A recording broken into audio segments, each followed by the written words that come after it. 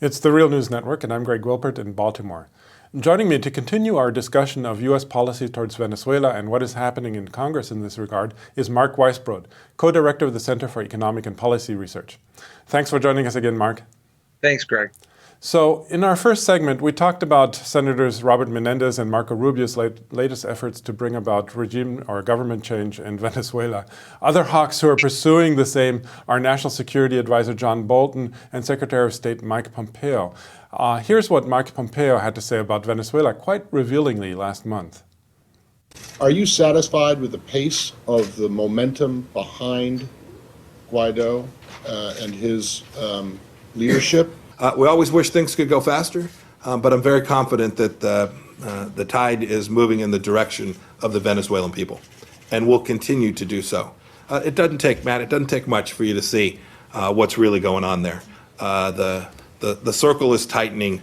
The humanitarian crisis is increasing by the hour. I talked with our senior person on the ground there in Venezuela last night at 7 o'clock or 8 o'clock last night.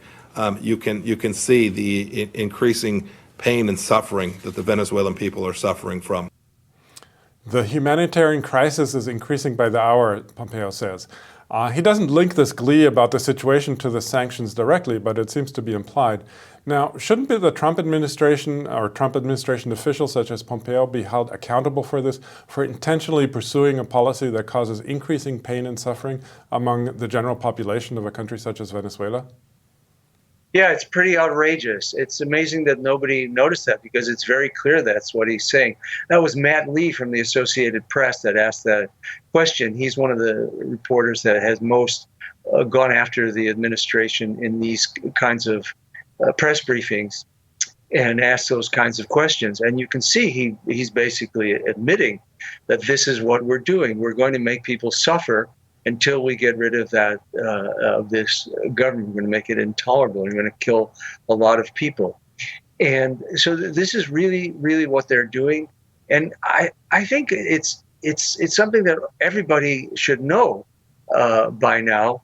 And of course, the idea of just providing some little bit of humanitarian aid, which is completely politicized, which they admitted before it was completely politicized, and they politicized it even more in this latest bill in the Senate, that doesn't do anything for the billions of dollars that they're cutting off.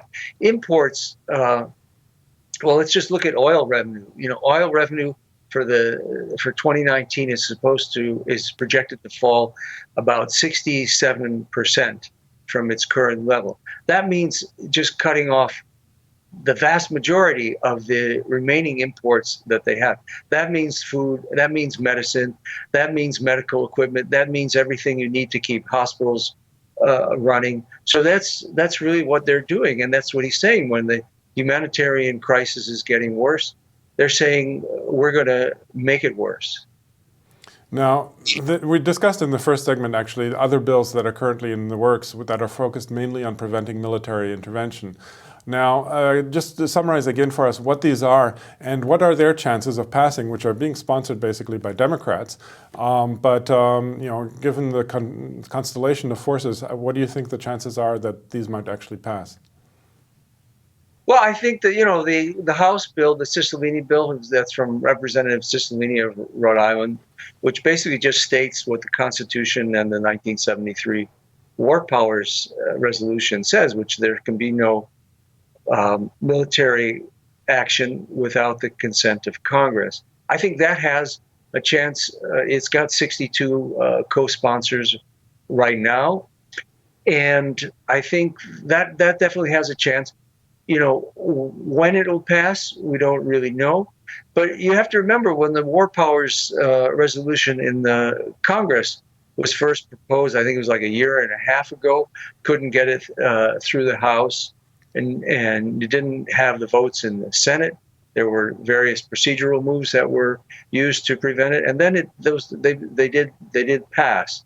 And I think the problem here is a lot of it is just the lack of awareness of what the United States is doing to people in Venezuela. There's another 1.9 million refugees are predicted to leave Venezuela this year because of the worsening crisis and because of what they're doing. So I think that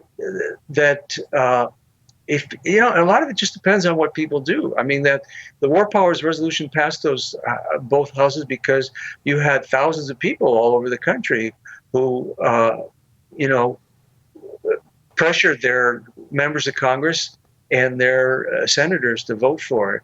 If you get enough people to do that, I think these could pass as well. But it's still only the first step, because the military option, as you noted, is not all that likely. It's really the sanctions that are strangling the country and killing people on a daily basis. And so that has to be the next step.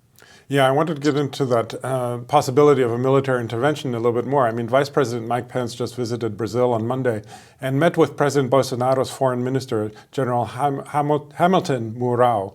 And after the meeting, Mourão stated that there will be no military intervention in Venezuela on the part of Brazil. I thought that was quite remarkable that he said this right after the meeting.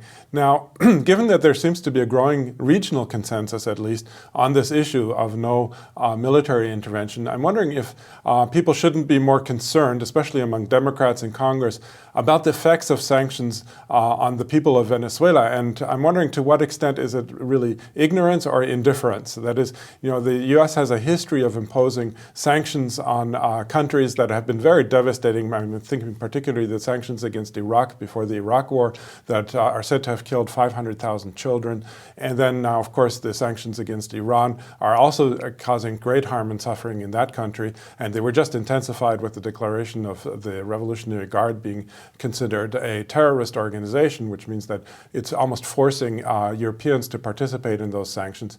Now, I'm wondering again, to what extent is this, do you think, is it really ignorance or is it indifference? And shouldn't this be really the next step in terms of making sure that the people of Venezuela don't suffer from the foreign policy of the Trump administration?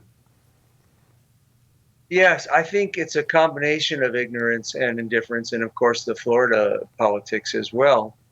So you have different motivations in different cases, but I'm quite sure that people don't realize how this works. Again, when they recognize Guaido or what they're actually doing. So, for example, if you look at what they're doing with the international financial system, and this is how sanctions are such a powerful weapon and have become, I think, a more powerful and in a lot of ways more deadly weapon than the military for the United States right now in international relations.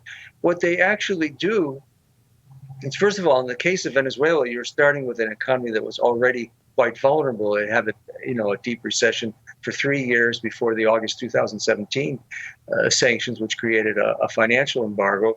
And they were on the brink of hyperinflation, and then just pushed them into hyperinflation. So that is really damaging, and it also prevents them from taking any measures that they would need to get out of the recession and the hyperinflation. So that's part of what they're doing. But then they're also what they can do, because they have so much power in the international financial system, which most of it is dollar based and it depends on a system of what is called correspondent banks. So in other words, if you for any country or any financial institution in any country in the world, they don't have branches everywhere, so they have to use other banks in order to make payments.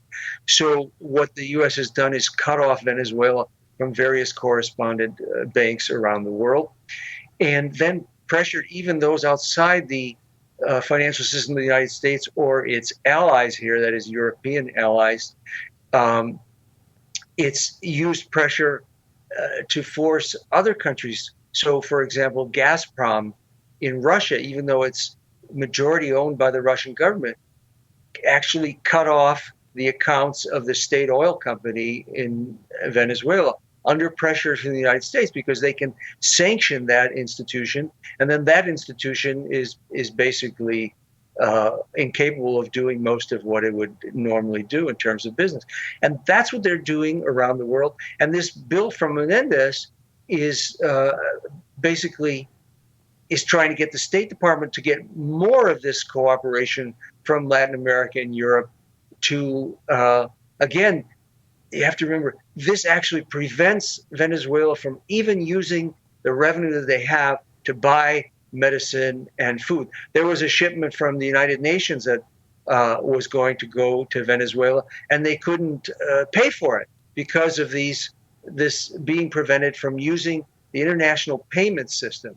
So yeah, these sanctions are really deadly, and they can destroy any economy. And of course, they were much more effective here in Venezuela because of the already weakened state of the economy, and because they can perpetuate this and worsen it by the day. Well, we're going to have to leave it there for now. I just want to note, though, and you've said this yourself many times, Mark, that that the sanctions, of course, are totally illegal under international law and the OAS Charter, and one could even say that they're illegal under U.S. law. But we don't have time to get into that. Maybe next time. I was speaking to Mark Weisbrot, co-director of the Center for Economic and Policy Research. Thanks again, Mark, for having joined us today. Thank you, Greg. And thank you for joining the Real News Network.